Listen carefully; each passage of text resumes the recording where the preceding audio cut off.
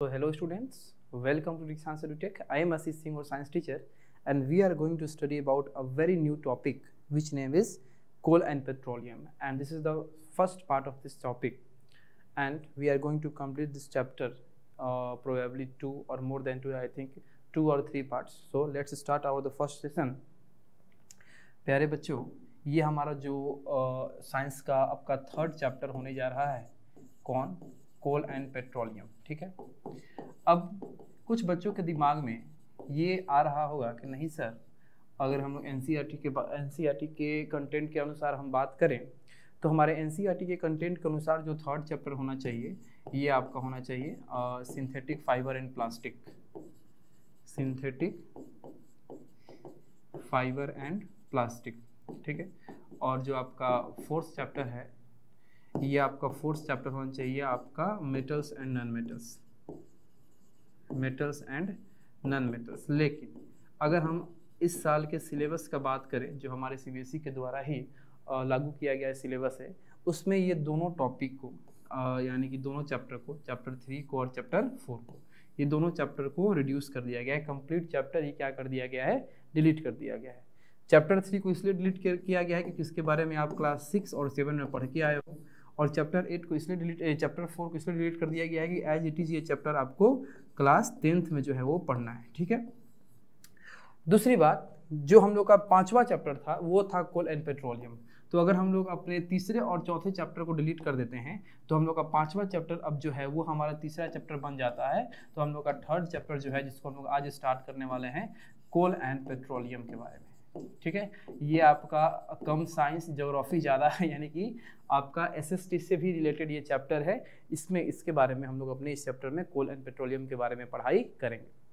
तो कोल and petroleum को पढ़ने से पहले सबसे पहले आपको हम कुछ बातों से अवगत कराना चाहते हैं कि हम अपने डेली लाइफ में बहुत सारी ऐसी चीज़ें देखते हैं जिससे हमको कुछ फ़ायदा होता है, जिससे नहीं भी होता है.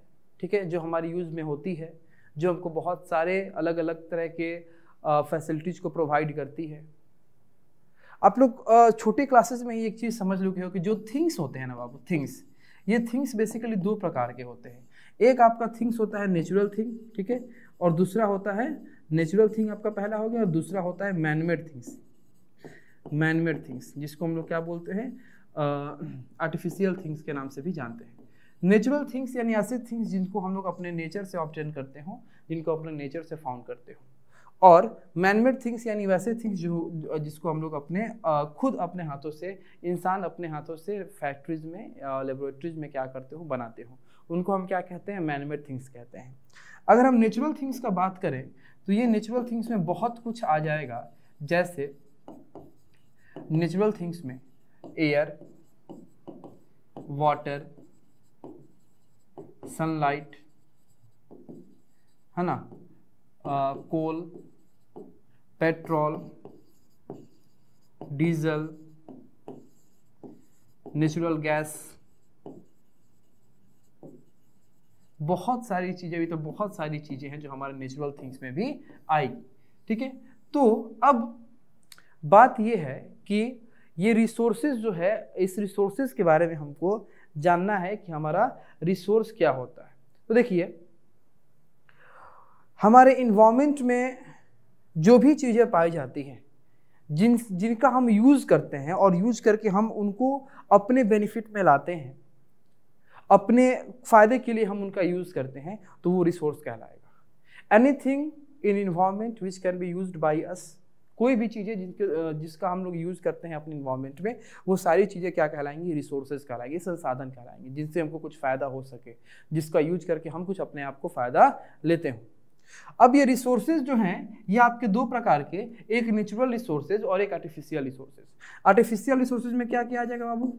आर्टिफिशियल रिसोर्सेज में आप बताओ, आर्टिफिशियल रिसोर्सेज वो कौन कौन से जिसका आप यूज़ करते हो अपने डेली लाइफ में? चलिए, सबसे ज़्यादा तो आप लोग प्लास्टिक का यूज करते हो, आप लोग रबड़ का यूज करते हो, है ना, आप लोग पेपर का यूज करते हो. ठीक है. बहुत सारी चीज़ें हैं, ज़्यादा लिस्ट बड़ा नहीं बनाएंगे.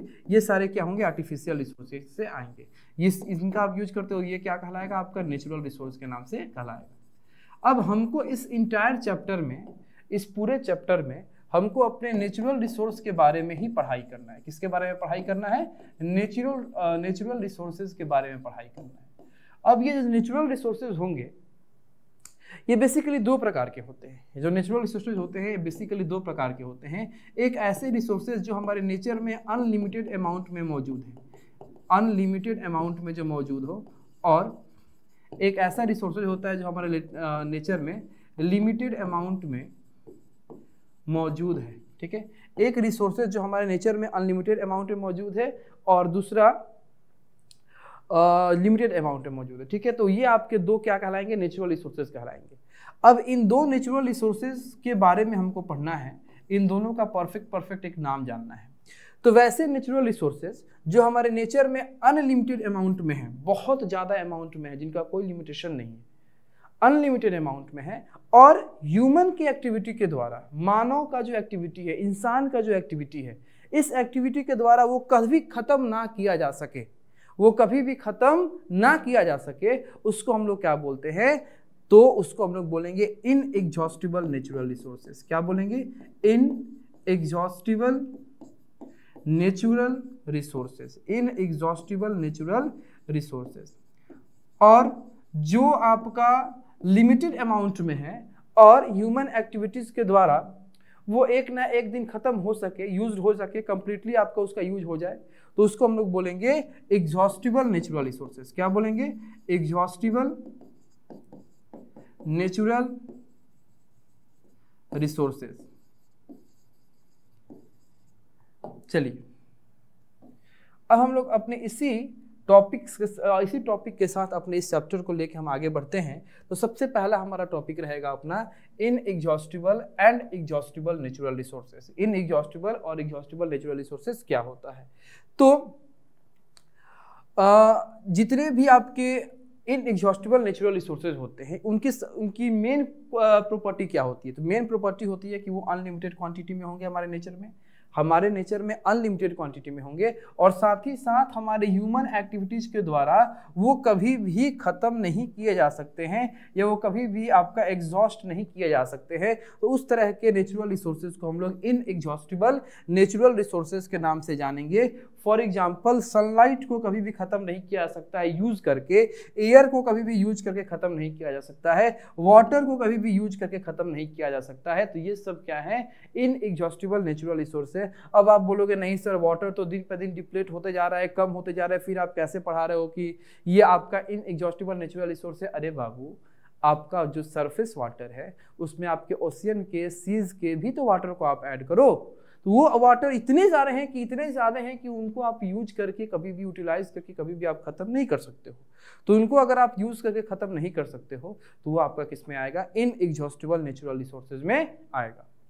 अब जस्ट इसका उल्टा, यानी कि exhaustible natural resource. Exhaustible natural resource का मेन पॉइंट क्या है? तो सबसे पहला आपका पॉइंट है कि एग्जॉस्टिबल नेचुरल रिसोर्स जो होंगे वो हमारे नेचर में लिमिटेड क्वांटिटी में होंगे, एक लिमिटेड मात्रा में होगा, एक फिक्स मात्रा में है। ठीक है, साथ ही साथ वो ह्यूमन एक्टिविटीज के द्वारा कभी ना कभी पूरी तरीके से एग्जॉस्ट कर दिए जाएंगे। तो इस तरह के नेचुरल रिसोर्सेज को हम लोग क्या बोलेंगे? एग्जॉस्टिबल नेचुरल रिसोर्सेज, यानी कि जो ह्यूमन एक्टिविटीज के द्वारा एग्जॉस्ट कर दिया जाए उसको हम क्या बोलेंगे? एग्जॉस्टिबल नेचुरल रिसोर्सेज के नाम से जानेंगे। अब एग्जॉस्टिबल नेचुरल रिसोर्सेज के भी कुछ एग्जांपल्स होंगे, जैसे कोल, कोयला, petroleum, natural gas, minerals, forest, ठीक है, वाइल्ड लाइफ्स। ये सब हमारे नेचुरल का रिसोर्सेज है जिससे हम कुछ ना कुछ फ़ायदा ही लेते हैं, इनको हम अपने डेली लाइफ में यूज करते हैं। लेकिन ये ऐसे नेचुरल रिसोर्सेज हैं जो आपका एक ना एक दिन ह्यूमन एक्टिविटीज़ के द्वारा एग्जॉस्ट कर दिया जाएगा, वो ख़त्म हो जाएगा, क्योंकि ये लिमिटेड क्वांटिटी में है। तो इस तरह के नेचुरल रिसोर्सेज को हम क्या बोलेंगे? एग्जॉस्टिबल नेचुरल रिसोर्सेज बोलेंगे। क्लियर है? चलिए अब हम लोग अपने इस इनएग्जॉस्टिबल नेचुरल रिसोर्सेज और एग्जॉस्टिबल नेचुरल रिसोर्सेज के बारे में समझ लिए। अब ये जो कोल और पेट्रोलियम है इसको हम लोग नॉन रिन्यूएबल नेचुरल रिसोर्सेज भी बोलते हैं, क्योंकि ये हमारे अर्थ में इतने ज़्यादा टाइम लगाता है, हमारे अर्थ में इससे ही इसको निकाला जाता है, बेसिकली आगे हमको पढ़ना है। तो ये हमारे अर्थ में इतना ज़्यादा टाइम लगाता है कि इसका जो फॉर्मिंग टाइम होता है, जो आपका इसका जो फॉर्मिंग प्रोसेस होता है वो काफ़ी स्लो होता है। स्लो होने के चलते ऐसा माना जाता है कि इसको हम लोग एक बार अगर कंप्लीटली यूज कर दिए तो दोबारा इसको हम नहीं फॉर्म कर पाएंगे, इसको दोबारा प्रोड्यूस नहीं कर पाएंगे, जिसके चलते इस कोल और पेट्रोलियम को हम लोग नॉन रिन्यूएबल रिसोर्सेज के नाम से भी जानते हैं।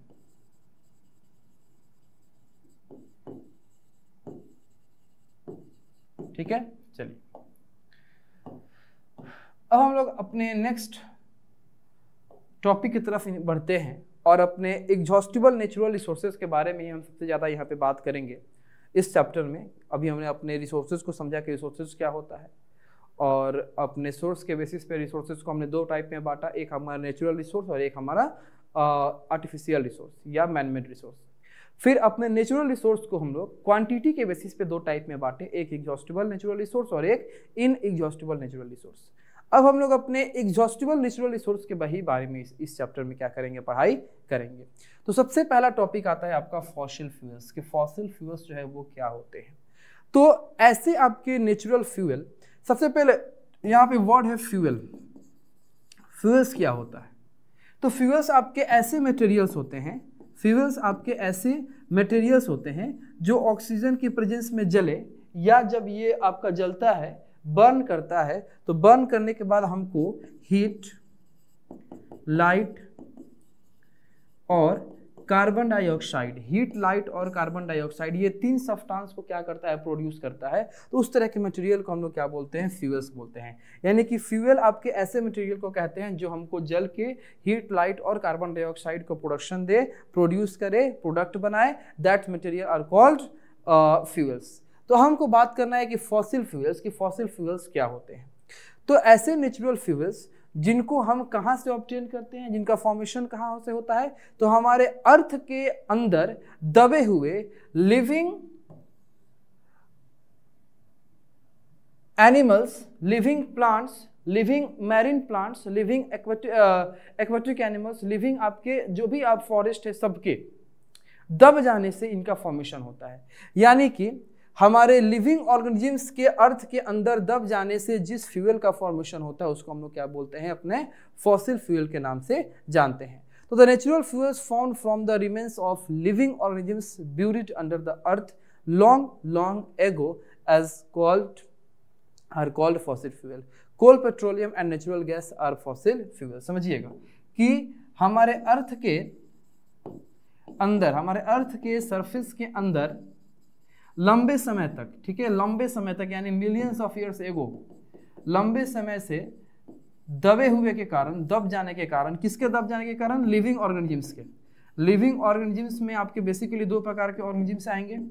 एक आपका आएगा लैंड ऑर्गेनिजम्स, लैंड पे पाए जाने वाले ऑर्गेनिजम्स, और दूसरा आएगा आपका मैरीन ऑर्गेनिजम्स, यानी कि पानी में पाए जाने वाले ऑर्गेनिजम्स। ठीक है, तो हमारे अर्थ के अंदर जब लिविंग ऑर्गेनिजम्स बहुत ज़्यादा टाइम तक दब जाते हैं, तो दबने के कारण उस लिविंग ऑर्गेनिजम्स के अंदर कुछ केमिकल रिएक्शन होते हैं, टेम्परेचर इंक्रीज करता है, प्रेशर हाई हो जाता है, जिसके कारण वो लिविंग ऑर्गेनिजम्स जो है वो कोल में, पेट्रोलियम में, नेचुरल गैस में कन्वर्ट हो जाते हैं। तो इन्हीं कोल, पेट्रोलियम या नेचुरल गैस को हम क्या बोलते हैं, फॉसिल फ्यूल बोलेंगे। यानी फॉसिल फ्यूल होने के लिए कहाँ से ऑब्टेन करना जरूरी है, फ्रॉम द अंडर द अर्थ, यानी कि अर्थ के अंदर से ऑब्टेन करना जरूरी है, जो लाखों साल पहले से हमारे अर्थ के नीचे दबे हुए हैं। हाई प्रेशर, हाई टेम्परेचर के कारण वो अपने आप को कोल और पेट्रोलियम में कन्वर्ट कर दिए हैं, तो उनको हम क्या बोलेंगे, फॉसिल फ्यूल का नाम से जानेंगे।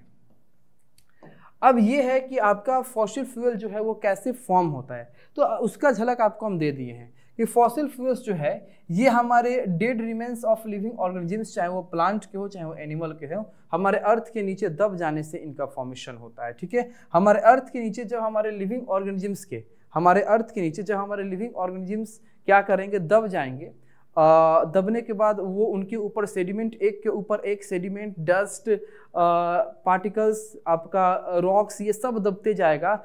आपका एयर का मात्रा कम हो जाएगा, एयर की कमी हो जाएगी, एयर वहाँ पे एब्सेंस हो जाएगा, तो बहुत ज़्यादा टेम्परेचर बढ़ेगा, प्रेशर बहुत ज़्यादा बढ़ेगा, तो वो अपने आप को किस में चेंज कर देंगे, कोल में या पेट्रोलियम में जो है वो चेंज कर देंगे। ठीक है, चलिए तो ये जो फॉसिल फ्यूल है बेसिकली, ये फॉसिल फ्यूल दो तरह के ना आपका जाने, एक आपका हो गया कोल, ठीक है, और एक हो गया पेट्रोलियम, कोल और पेट्रोलियम। अब समझिएगा एक बात कि कोल किस तरह के लिविंग ऑर्गेनिजम्स के दब जाने से बनता है और पेट्रोलियम किस तरह के लिविंग ऑर्गेनिजम्स के दब जाने से बनता है।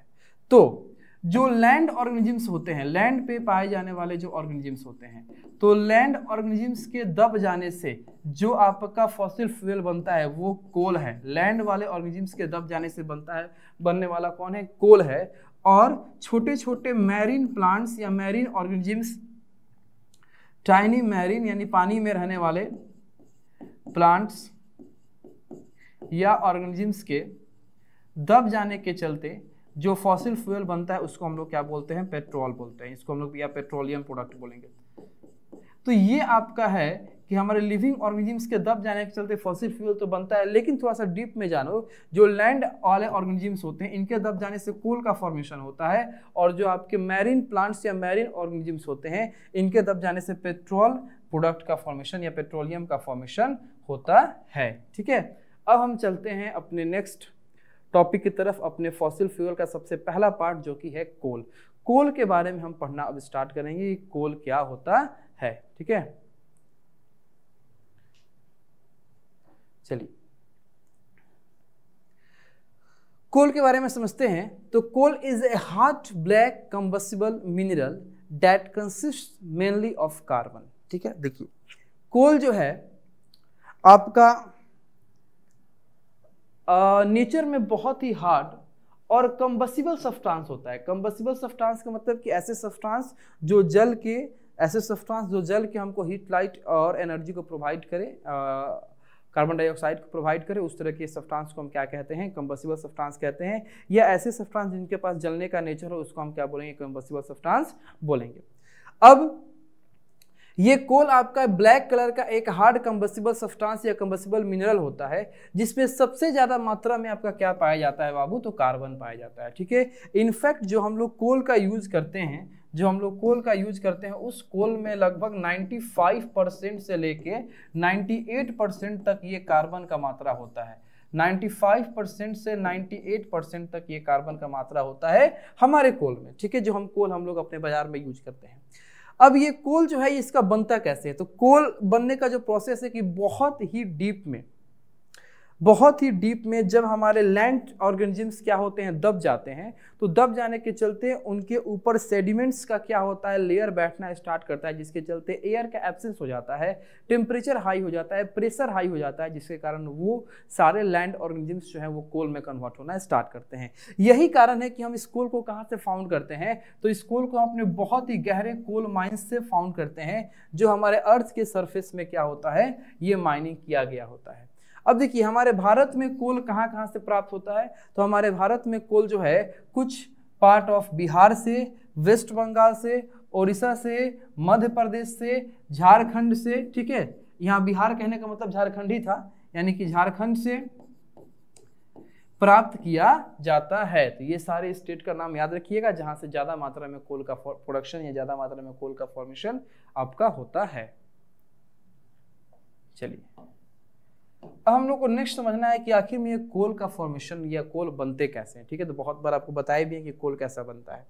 तो देखिए coal are formed by the decomposition of large land plants and trees buried under the earth about 300 million ago. Coal जो है ये लगभग आज से 300 मिलियन साल पहले जब हमारे अर्थ में कौन? लैंड प्लांट्स क्या हो गए हैं या ट्रीज, लैंड प्लांट्स या ट्रीज क्या हो गए हैं? आपके ब्यूरिड हो गए हैं, दब गए हैं। तो उनके दब जाने के चलते जब उन पे सेडिमेंट्स का लेयर बनने लगा है, वहाँ एयर का एब्सेंस हो गया है, टेम्परेचर बहुत ज़्यादा हाई हो गया है, प्रेशर बहुत ज़्यादा हाई हो गया है, तो वो सारे आपके जो वो लैंड प्लांट्स या ट्रीज होंगे वो कोल के में कन्वर्ट होना स्टार्ट कर देंगे। अब सोचिए कि आज जो हम कोल निकाल रहे हैं वो आज से 300 मिलियन साल पहले का दबा हुआ है। तो सोचिए कि कोल का जो फॉर्मेशन है, कोल का जो फॉर्मिंग है वो कितना स्लो प्रोसेस है। इसीलिए कहा गया, यहाँ पे एक प्रोसेस का नाम भी दिया गया है कि the slow process by which the dead plants buried deep under the earth have become coal is called carbonization।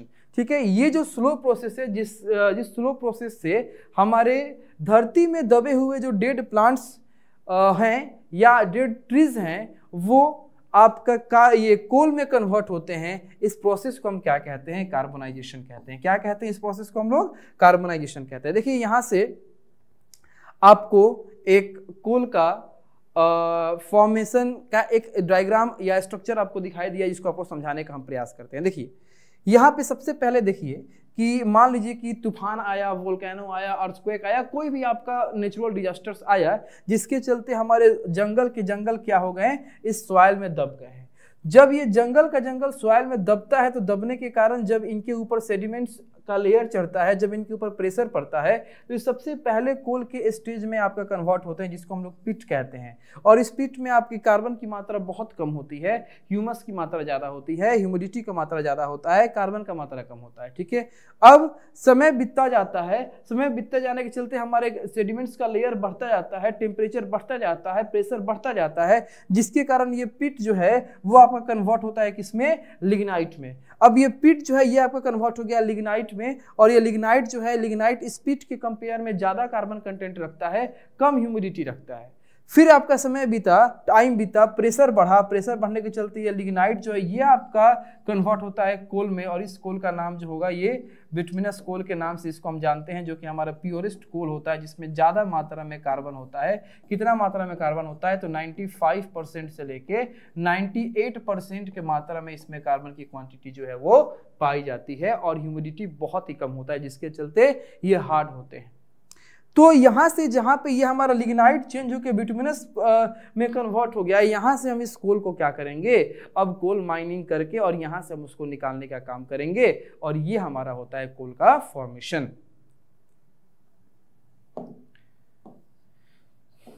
चलिए, अब ये जो कोल आपका निकला, कोल माइनिंग से जो हम लोग कोल निकालते हैं, इस कोल का बहुत ज़्यादा यूज़ है, बहुत ज़्यादा यूज़ है। आपका घरेलू यूज भी है, और आपका वर्चुअल रोल पे भी इसका यूज है, बहुत बड़े रोल पे भी इसका यूज है, छोटे छोटे रोल पे भी इसका यूज है।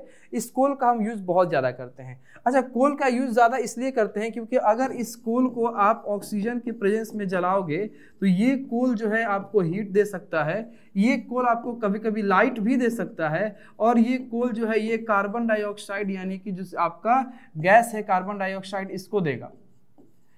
तो आपके पास ये जो हीट है ये भी एक एनर्जी का फॉर्म है ना? ये जो हीट है ये भी एक एनर्जी का फॉर्म है, ये जो लाइट है ये भी क्या है? आपका एक एनर्जी का फॉर्म है। और समझिए कि ये कोल जो है ये ऑक्सीजन के प्रेजेंस में जल के आपको दो अलग अलग तरह के एनर्जी का फॉर्मेशन कर रहा है। तो एनर्जी का फॉर्मेशन कर रहा है, तो इसीलिए इस कोल का यूज हम इतना ज़्यादा करते हैं, या कोल का यूज ज़्यादा मात्रा में है। तो इस कंसेप्ट को ध्यान में रखते हुए आइए हम ये समझते हैं कि हमारा कोल जो है ये हमारा एनर्जी का सोर्स कैसे है, इससे अपने कहाँ पे एज ए एनर्जी इसका हम यूज करते हैं। तो coal is primarily used as fuel to generate electric power.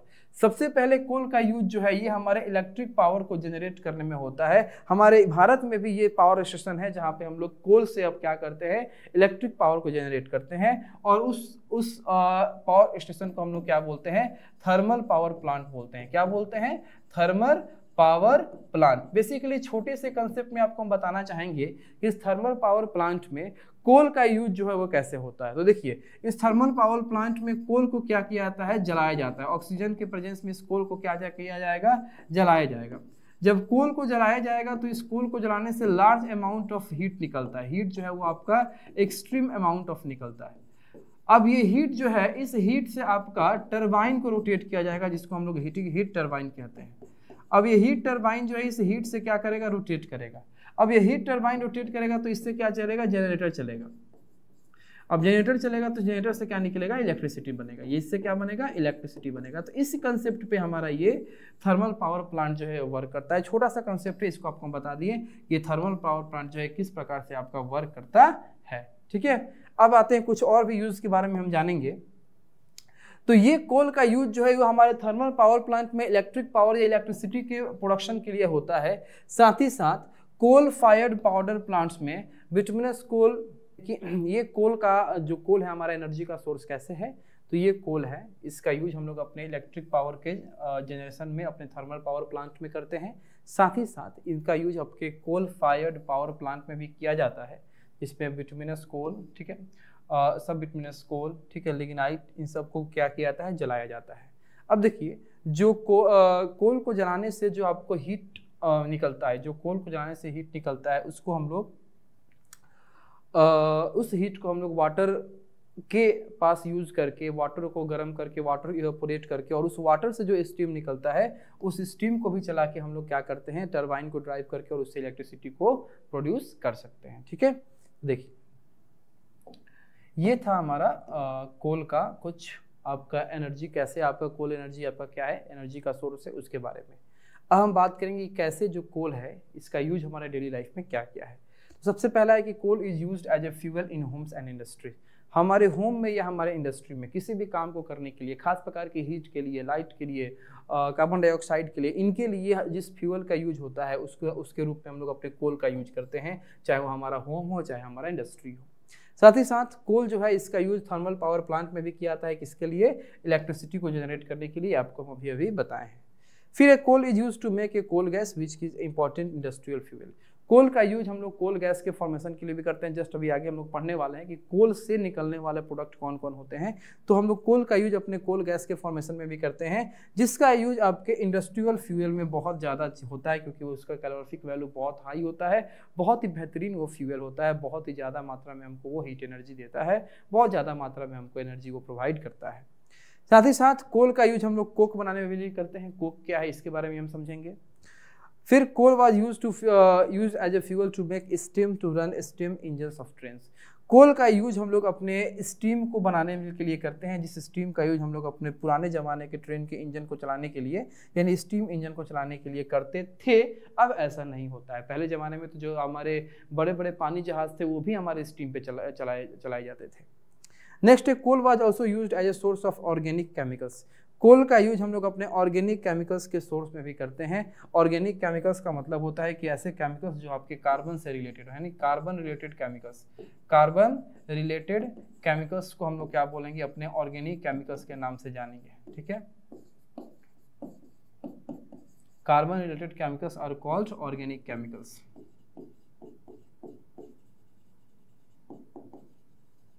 ठीक है, चलिए अब हम लोग ये देखते हैं कि हम ये जो कोल है आपका, इस कोल से आप लोग कौन कौन सी चीज़ें बना सकते हैं। ठीक है, तो इस कोल से हम लोग बेसिकली 3 चीज़ बनाएंगे, और इस 3 चीज़ के बारे में हम लोग पढ़ाई करेंगे। सबसे पहला होगा हमारा कोल गैस, दूसरा होगा कोल तार, तीसरा होगा कोक।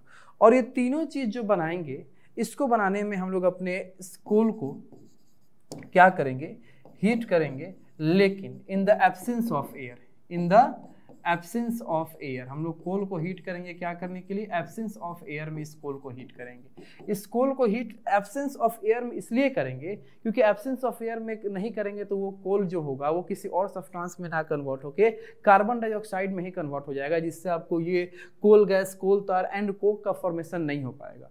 तो इस कोल को जो हम लोग हीट करते हैं एयर के एब्सेंस में, जिससे कि आपको ये कोल गैस, कोल तार और कोक मिल सके, इस प्रोसेस को हम लोग डिस्ट्रक्टिव डिस्टिलेशन ऑफ कोल के नाम से जानते हैं। And destructive distillation of coal में सबसे बड़ी बात ये होती है कि हम कोल को हीट तो करते हैं लेकिन एयर के एब्सेंस में, और एयर के ही एब्सेंस में क्यों करते हैं, जिससे कि हमारा जो कार्बन डाइऑक्साइड है, इस कार्बन डाइऑक्साइड का इवोल्यूशन ना हो सके, इस कार्बन डाइऑक्साइड का प्रोडक्शन ना हो सके, और हमारा ये कोल गैस, कोल तार और कोक जो है इसका फॉर्मेशन हो सके। ठीक है, इन तीनों के फॉर्मेशन में ये कंसेप्ट जरूर आता है कि हम कोल को हीट करते हैं और in absence of air heat करते हैं। ठीक है, तो यहाँ ये जो था हमारा ये आज का इस चैप्टर का पार्ट 1 था, जिसमें हम लोग ज़्यादा कुछ तो नहीं लेकिन अपने कोल के बारे में समझें।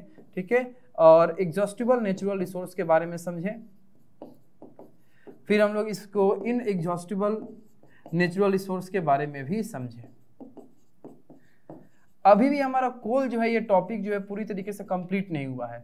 हमको अभी कोल के प्रोडक्ट के बारे में पढ़ना है, जिसमें सबसे पहले हम पढ़ेंगे कोल गैस के बारे में, दूसरा हम पढ़ेंगे कोल तार के बारे में, और तीसरा हम लोग पढ़ेंगे कोक के बारे में। तो ये 3 चीज़ों के बारे में हमको अपने पार्ट 2 में, यानी सेकंड जो पार्ट होगा, इस पार्ट में हम इस 3 चीज़ के बारे में पढ़ेंगे। और ये हमारा आज इस चैप्टर का क्या है, फर्स्ट पार्ट है। तो आज इस पार्ट को यहीं पे ख़त्म करते हैं और बहुत जल्दी मिलते हैं आपसे हम इसी चैप्टर के सेकंड पार्ट में, जहाँ हम लोग अपने आगे कंटेंट को क्या करेंगे, कंटिन्यू करेंगे। तब तक के लिए थैंक यू सो मच और मन लगा के पढ़ाई करो।